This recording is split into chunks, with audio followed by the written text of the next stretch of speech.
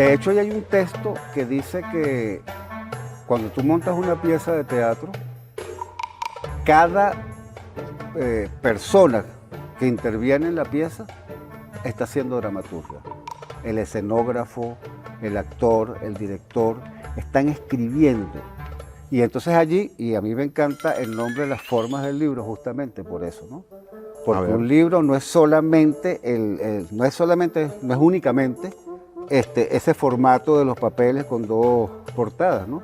Esto es el vehículo, el papel y las portadas, la escritura como tal.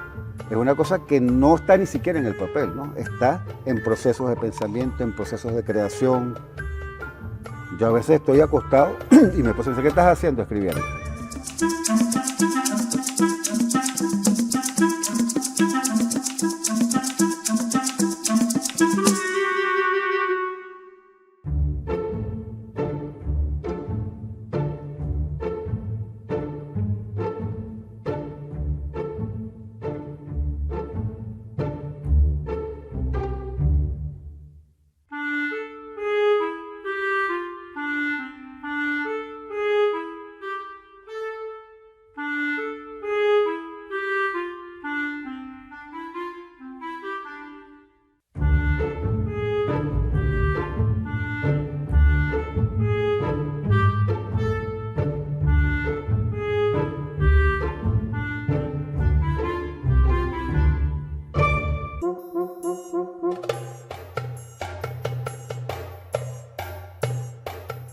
Bienvenido, Rodolfo Porras, a Las Formas del Libro.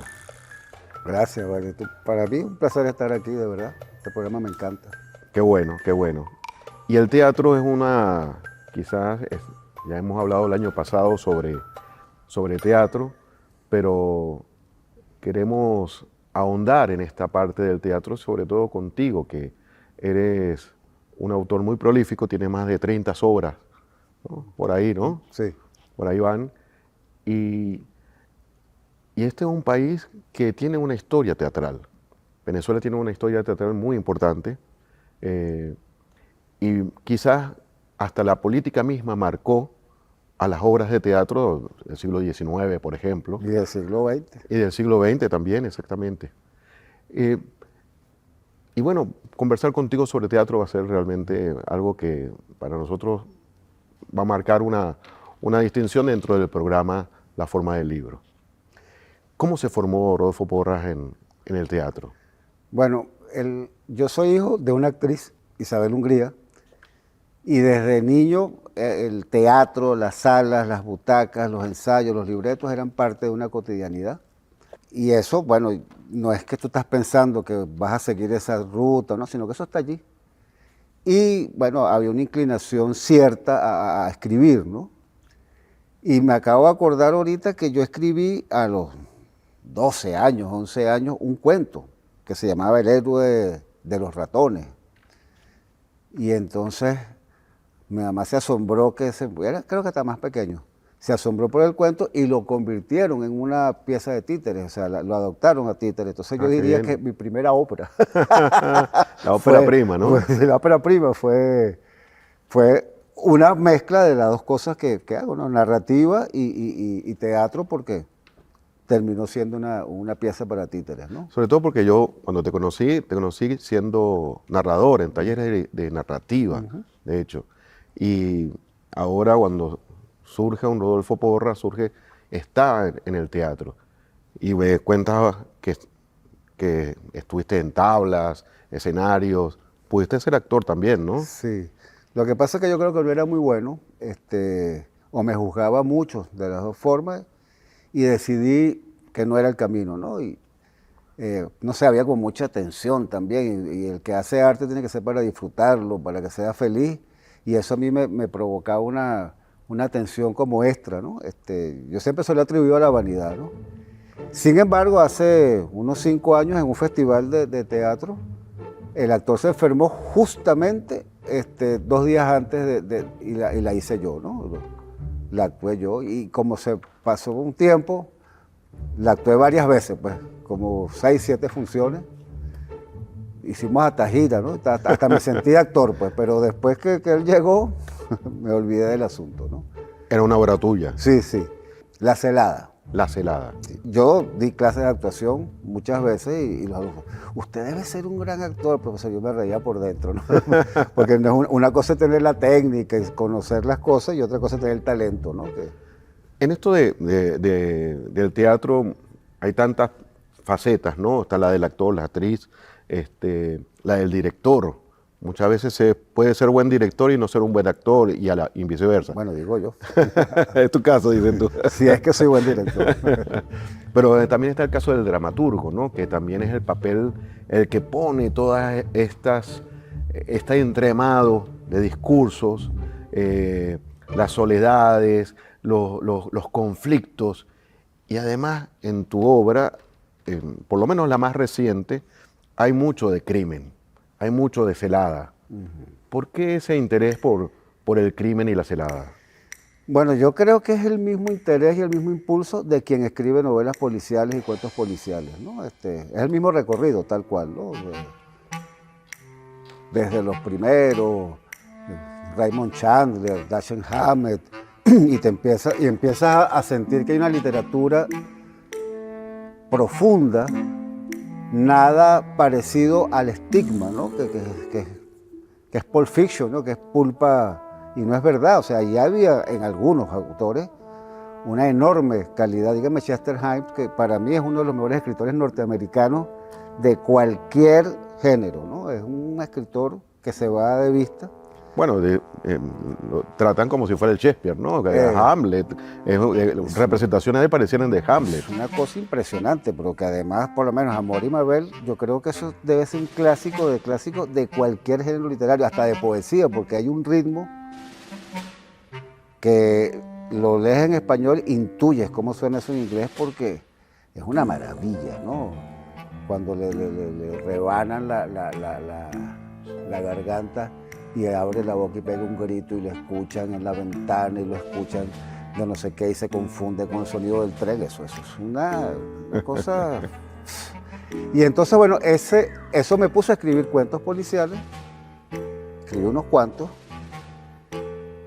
y en un momento ensayando no conseguí una pieza que me gustara, ¿no? Y escribí una que se pareciera a lo que yo quería hacer, pues, ¿no? Y me gustó, y empecé a escribir, y por supuesto esa influencia del policial hizo, además que era un reto, ¿no? Escribir en teatro, en un solo espacio, una cosa, situaciones Claro. policiales, era eso, ¿no? Y bueno, eso fue lo que fue formando unas 10, 12 piezas que son policiales, pues, ¿no? Hay una tradición también en eso. Darío Fo dio Darío Fo tiene unas grandes piezas. unas grandes piezas. La emblemática es la muerte accidental de un Sí. anarquista. De un anarquista, ¿no? Y tiene otra que es un monólogo que es un perfecto policial, que bueno, es un monólogo entre comillas, porque de verdad que hay un montón de personajes ahí que intervienen y salen y entran, ¿no? Y es un policial muy interesante, ¿no? Que además usa tecnología, cámaras y todo. O sea, un monólogo bien acompañado.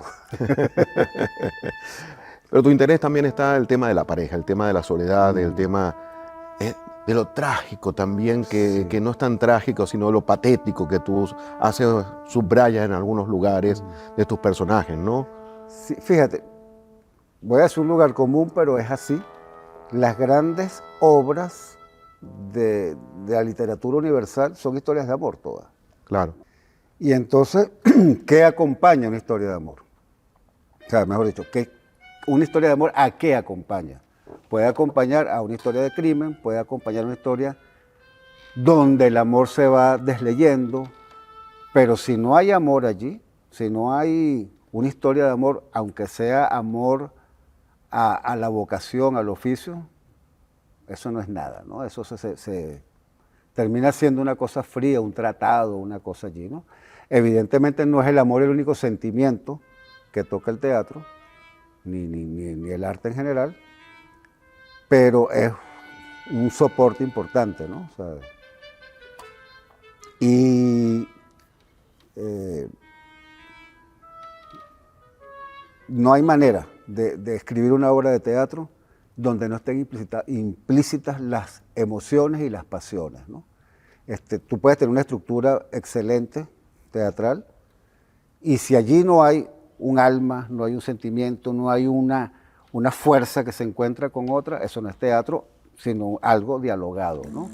Y hay que entender que es distinto dialogar a dramatizar, ¿no? Es muy posible que una pieza tenga pocas palabras, pero sea muy, muy buen teatro, en tanto esas pasiones, ese universo interior empieza a aflorar. Porque una cosa que me pasa a mí con las piezas, y que me lo han preguntado, es que hay muchas indicaciones. Y es que yo pienso que el teatro es para la escena, no para ser leído, ¿no? O sea, no es literatura para ser solo leída, sino para ser escuchada, vista, y está el público. Y entonces, claro, las indicaciones, aunque no las siga el director que la va a montar, le da una pista que estás pensando en un público que está ahí. Entonces, porque el público está allí buscando esas pasiones, tratando de identificarse con esos miedos, con ese amor, con ese alivio, que bueno, que es de alguna manera el inicio del teatro occidental y es el teatro que hacemos, pues. Ya pasaron 5 años y Nestor no para de llorar. Ay, Orestes, no seas pesado. Lleva 7 años en la guerra y no hay manera de que muera. ¿Y si vuelve Agamemnon? Le preparamos un baño. ¡Uy! ¡Mente perversa! Madre, ya pasan 9 años.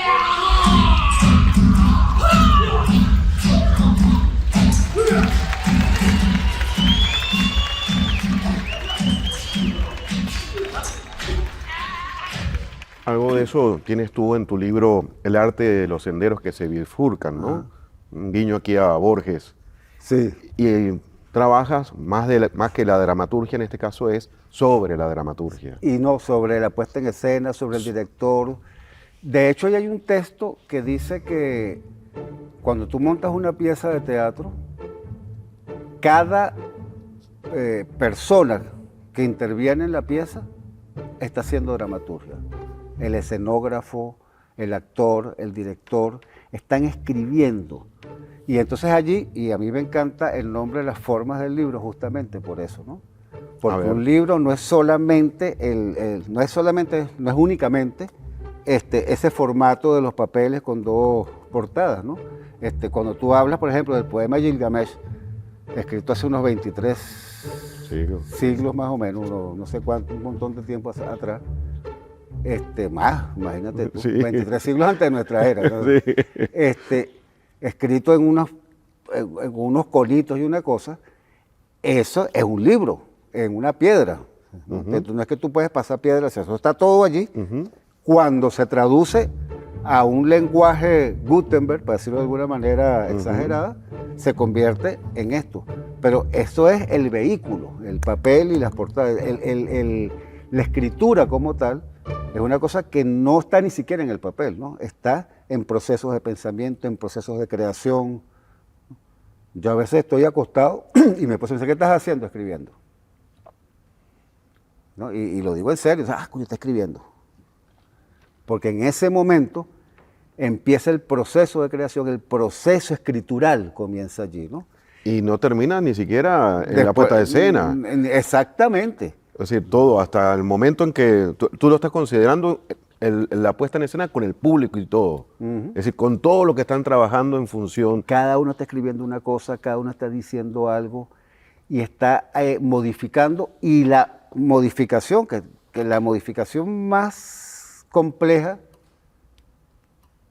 es cada cabeza de esa que te hace una interpretación distinta, ¿no? Entonces, bueno, esos lugares comunes que son lugares comunes, pero verdades también absolutas. Un libro no es nunca el mismo, un año después, 100 años después, 50 años después, pero una pieza de teatro no es el mismo para cada uno de esos espectadores, ¿no?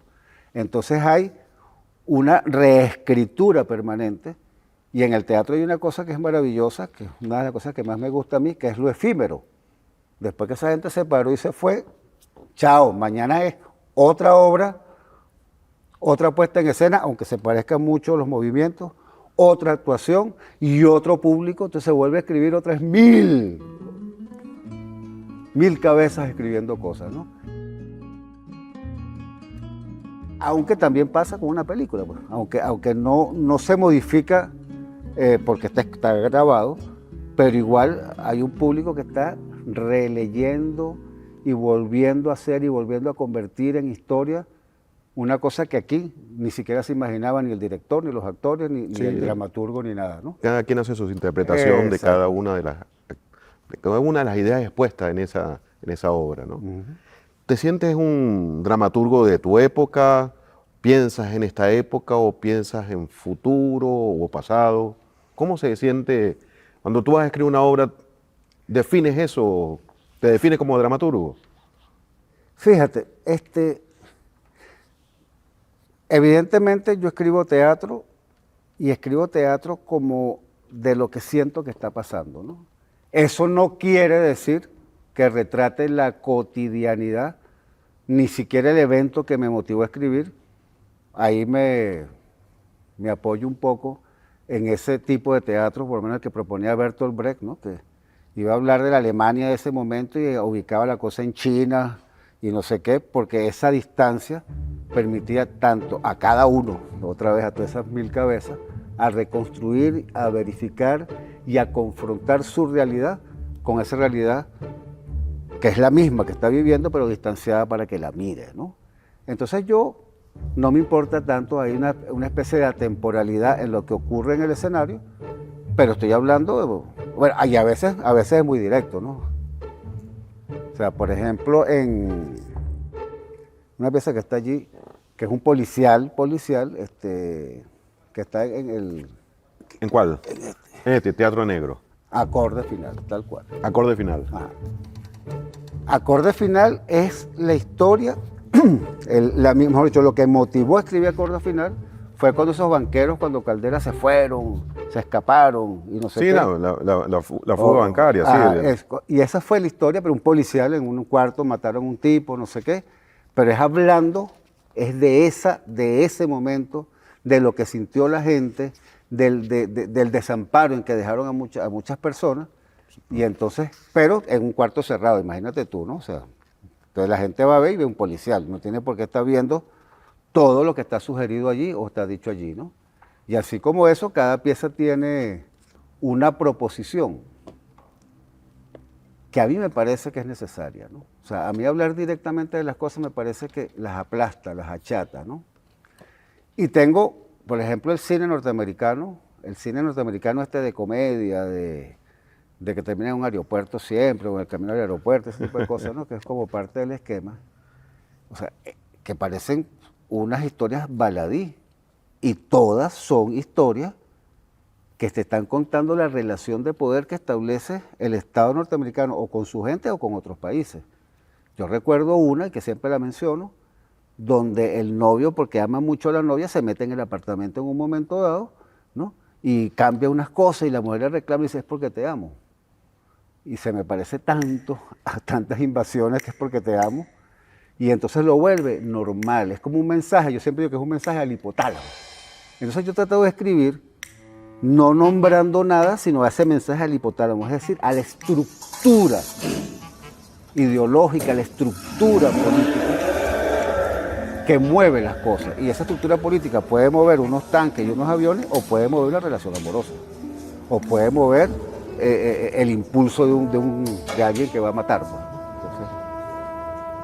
Es ese lugar, ese espacio, que yo creo que es el fundamental para escribir y hacer teatro y para que toda esa gente se entienda allí, siente que hay un espacio, que eso que es como una especie de cosa impregnada, también tiene concreciones, ¿no? Objetivaciones. ¿Cómo se siente, don Héctor?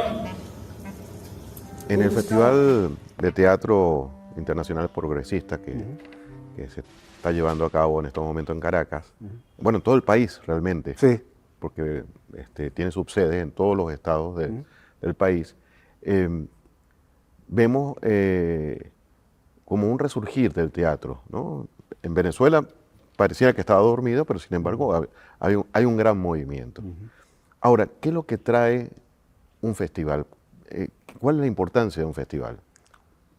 Mira, eso tiene varias aristas cada una con una importancia y un peso específico, ¿no? Yo acabo de escribir un artículo que se llama Ritual de Rituales, ¿no? Donde digo que toda pieza teatral es un rito, pero que todo festival es una fiesta y toda fiesta es un rito también, ¿no? Entonces, cuando tú haces un festival de teatro, estás haciendo un ritual de muchos rituales, ¿no?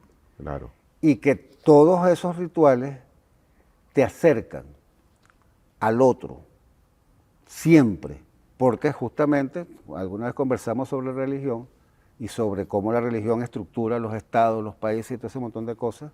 La razón de cada rito no es otra cosa que dejar un estamento del universo de relaciones, de normas, de lo que estamos haciendo, ¿no? Entonces, ya en ese caso, cuando es un festival internacional, estamos invitando, o estamos siendo invitados a presenciar distintos ritos que hablan de distintas estructuras sociales, de distintas culturas, de distintas maneras de ver, y cuando se unen, ¿no? Empiezan a dar una conciencia de que la humanidad como tal tiene muchas cosas en común, ¿no? Muchas cosas que nos permiten andar juntos, ¿no?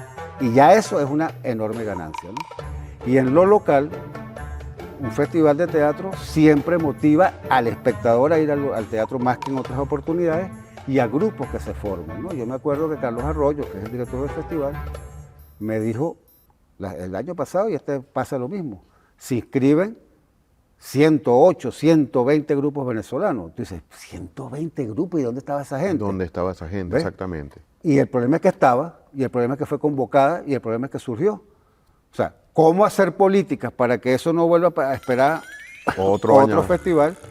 Pero en todo caso, esas 108 agrupaciones que están allí pululando, dando vueltas, reclamando porque no quedaron o lo que sea, ¿no? Se movieron y entraron en conciencia de que tienen un oficio, de que tienen un arte al cual acudir y un arte el cual compartir, ¿no? Que es la única razón del teatro. No hay otra razón del teatro que no sea compartir, ¿no? No existe otra.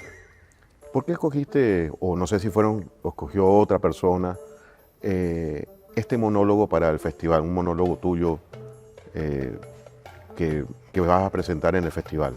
Fíjate, ahí hay una cosa interesante, ¿no? Ese monólogo lo montamos hace tiempo y a nosotros mismos nos sorprendió. El depósito. El depósito nos sorprendió porque fue un grupo de gente a verlo, o sea, como todo festival se llena la sala, pero al día siguiente, en las escaleras en todos lados, para un monólogo, es una cosa...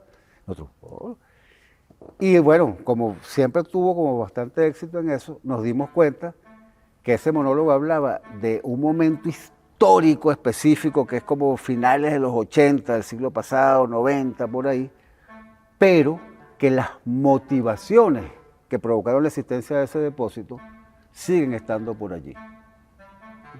Y eso es lo que busca la gente, pues una identidad, aunque sea de rechazo, porque la obra tiene sus momentos duros de que tú dices, cónchale, la vida a veces es compleja, pues para decirlo de alguna manera, pero la gente lo ve. Y déjame decirte que la gente que vivió vinculada a ese depósito, que lo han visto, tú dices, yo estuve ahí, y lo dice como hasta con orgullo, entonces, ¡oh! Entonces eso es interesante. ¿Siempre tienes una referencia atada a la realidad? ¿O da la casualidad? Fíjate, yo te voy a decir una cosa, yo y cualquier escritor de cualquier género siempre tiene una referencia atada a la realidad. O sea, el surrealista más surrealista, el abstraccionista más abstraccionista, tiene una referencia atadísima a la realidad, entre otras cosas, pues si no pudiera hacer la obra. No hay manera que tú escapes de la realidad, no hay manera, o sea, al menos que escribas, y ni siquiera porque el dadaísmo, que sería un poco eso, no era otra cosa que una respuesta directa e inmediata a la realidad, ¿no? Entonces yo no creo que exista una obra que escape además, hay varias instancias de realidad, ¿no? Hay una realidad inmediata que te rodea, de la que no vas a poder escapar, pero puedes disimular un poco más, ¿no? Pero tu realidad histórica y tu realidad cultural ni siquiera la puedes disimular. No puedes, o sea, simplemente no puedes y no creo que quieras. O sea, como qué necesidad hay de tú estar escamoteando las realidades que te conforman, que te hacen como ser humano, que te hacen como artista, que te hacen como escritor. ¿Qué necesidad hay de eso? Al menos que sea una manera de yo soy raro, yo soy distinto, ¿no? Ese valor antropológico de lo raro como cosa valiosa. Pero aún así, si haces eso, estás dando cuenta de ese valor antropológico que hace que lo raro sea valioso. Entonces estás totalmente vinculado a la realidad.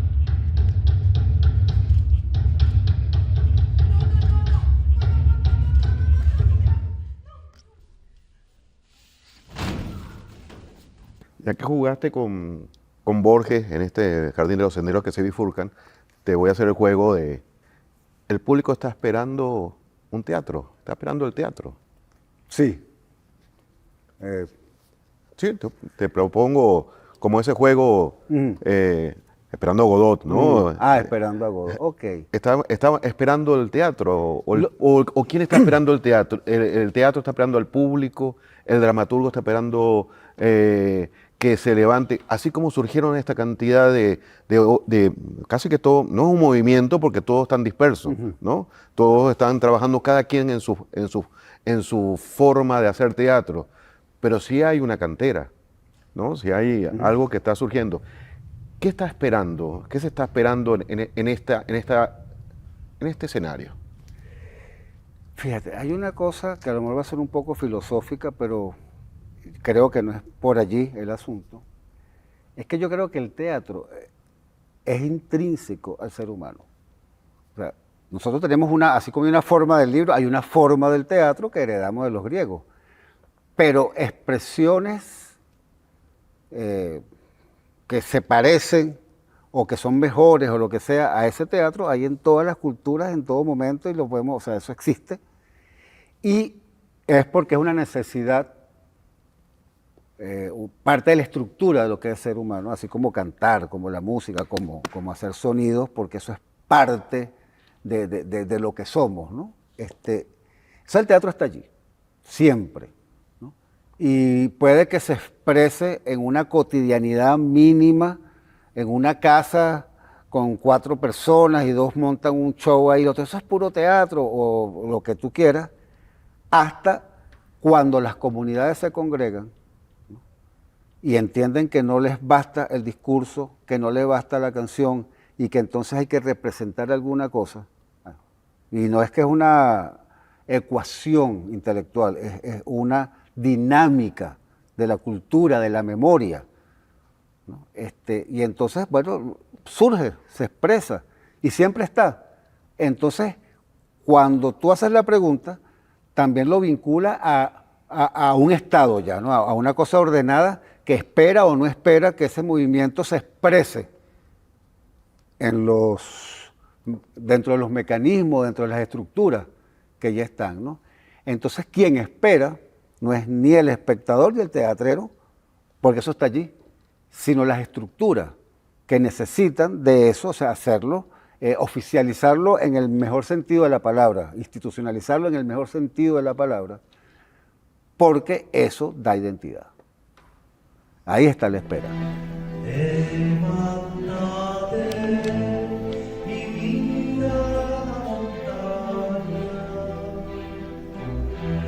De donde viene el viento, el sol y el agua.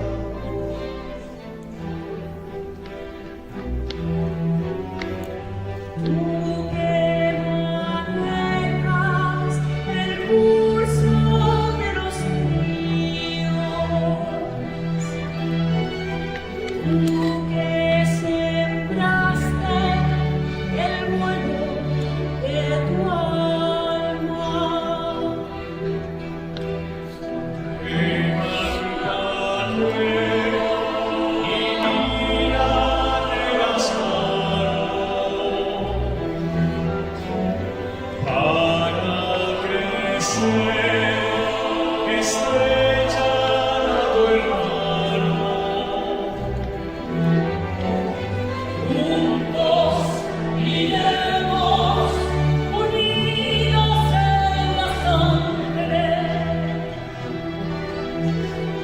Hoy es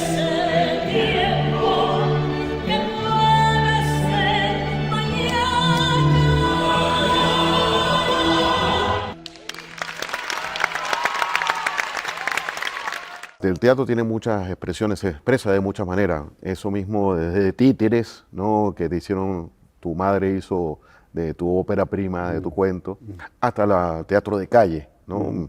Con diferentes formas de expresarse dentro del teatro. Cuando te decía que estamos esperando también, yo me decía, todos o aspiran generalmente a que estén siempre dentro de un escenario, o el escenario lo pueden crear. ¿Quién crea el escenario? Yo creo que las dos cosas pasan simultáneamente en casi todos los teatreros. O sea, todo teatrero sabe que puede ejercer su oficio en cualquier lado. Sin embargo, hay unos canales que tanto el público como ellos reconocen como naturales, que los reclama y que reclaman, ¿no? Entonces la calle es un escenario natural, como es la sala de teatro, ¿no?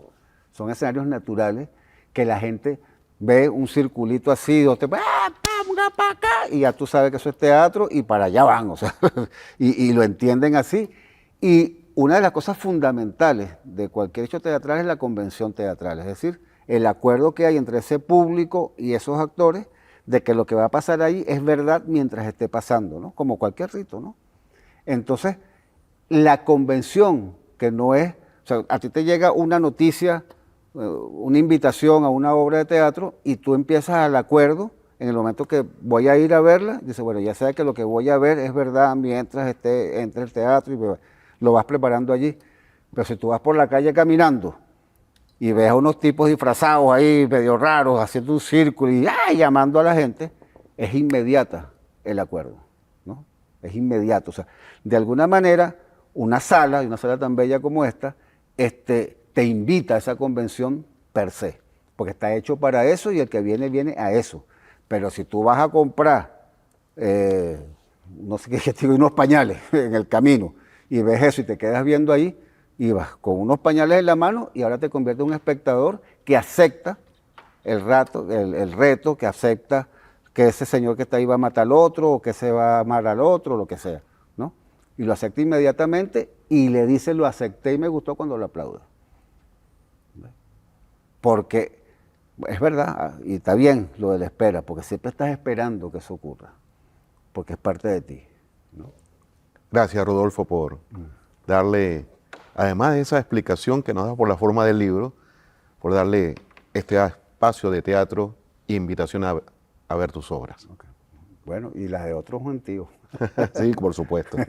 Gracias, Rodolfo. Bueno, gracias a ti por invitarme, de verdad.